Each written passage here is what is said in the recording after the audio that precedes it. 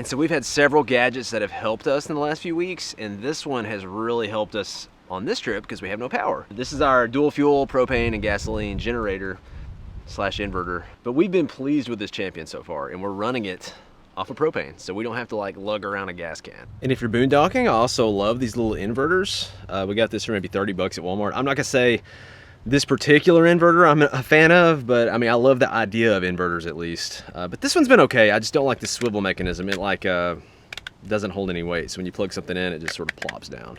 These are great because we're on the go a lot, and we might need 12-volt power converted into 120 while we're on the go in the van. We can just plug this bad boy in, and we've got a power charger for our laptop or our battery charger, whatever we need. We have this source here in the van along with an extra USB port. So this next gadget's one that I've owned before. We had this with our fifth wheel, but somehow we moved from our fifth wheel to our Class A. I lost it, but I am pumped to have this again because just like our fifth wheel, I do not trust the tires on our Airstream. And they're pretty much brand new. I still don't trust them. So this is a tire pressure monitoring system. Why would you need this? Because factory tires that come on fifth wheels and travel trailers for the most part are junk. And you need to know what's going on with your tires back there, because when one of those tires blows or is close to blowing and you don't know what's going on, it'll flap in the wind, it'll damage your RV, and it might be 10 miles down the road till somebody flags you down before you know that tire's blown. We have talked to, no kidding, probably dozens of people who have had problems with their tires. They're like, I just got this RV and my tires blew on my first trip. What is going on? They're nicknamed China bombs for a reason. Here's the DC plug for the screen. And this is a repeater. I don't know if I'll need this or not for my trailer. I'm gonna try it without it first, but if I need it, I can wire this in and it will repeat the signal so that I could reach to the back of what I need. This system comes with 8 sensors. I can monitor the tire pressure not only on the Airstream, but also the tire pressure on the van. So now I'm gonna program in the monitor which sensor goes where, and then plug all the sensors onto each tire and let that sort of sync up with the monitor. It's not as complicated as it sounds, I promise. It's like a 10-minute deal.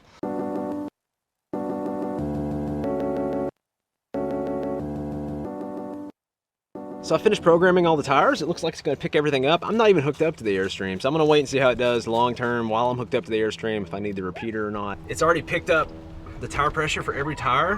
When it's turned on, it flashes through and tells you what the pressure is on each tire. You can see that these two are actually a little bit low. They're supposed to be 80, and we got 73 and 75. So right off the bat, I can see that the rear tires on the van need some air. So I'm gonna put some air in those tires.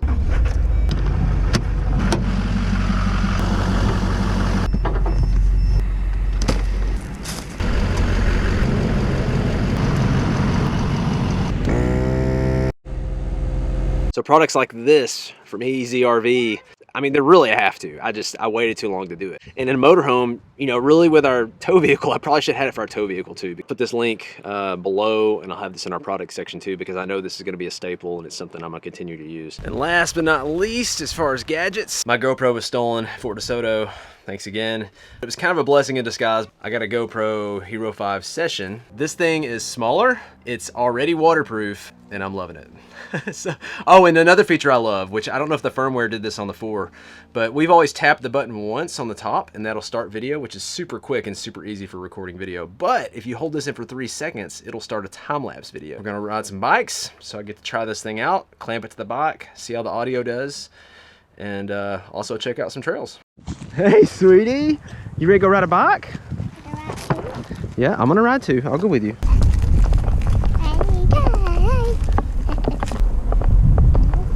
We'll see if we see some animals. Oh, and the Hero 5 Session also has digital image stabilization, which I don't know how well that works. This will be a pretty good test for that.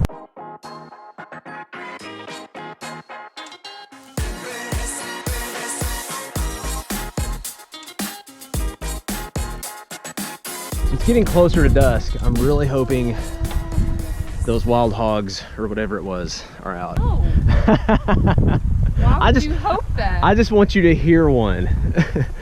It is the real deal, I'm telling you. I've really missed us riding bikes together. We have not done this in a long time. It's a good exercise. Hensley loves it. We get to see new things, new places. We get to move around pretty quick, faster than we would walking or running. There's a lot of wins to it. We mainly haven't rode our bike as much because Marissa's old bike was on its last leg.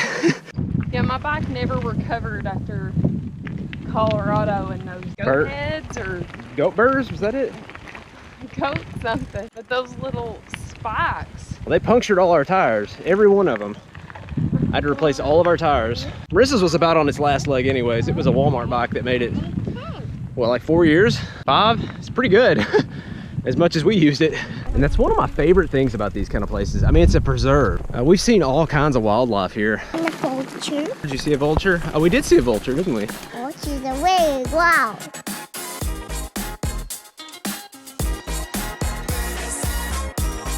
Cooking while boondocking does take extra thought, I guess is the word, because you do have a generator. You want to use it as little as possible. So anything you can cook on the stove or grill is always great ways to cook while boondocking.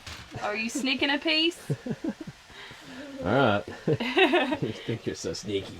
So Nathan grilled some chicken earlier, and then I just used the chicken throughout the week. I cut it up and put it on salads, or I'm gonna put this in stir fry tonight, and we didn't even have to turn the generator on. Hensley's gonna sneak and eat all my chicken. You little sneaky girl. How many pieces of chicken did you eat?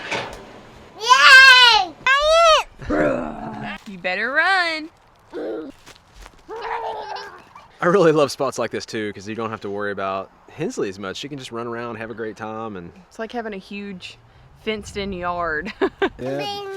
Big sick giant. You did find it. Whoa. Just the more you simplify things, even the meals, you know, Marissa simplified the meals. We simplified our RV. I mean, we're not down to a tent or anything like that. I was nervous about the transition to the Airstream. You're not nervous anymore? I don't know. I think I've adjusted better than I thought I would. Mm-hmm. I really don't think much of it anymore. Like, I really like the space, and I feel comfortable in it, and I'm happy with our change. I was worried.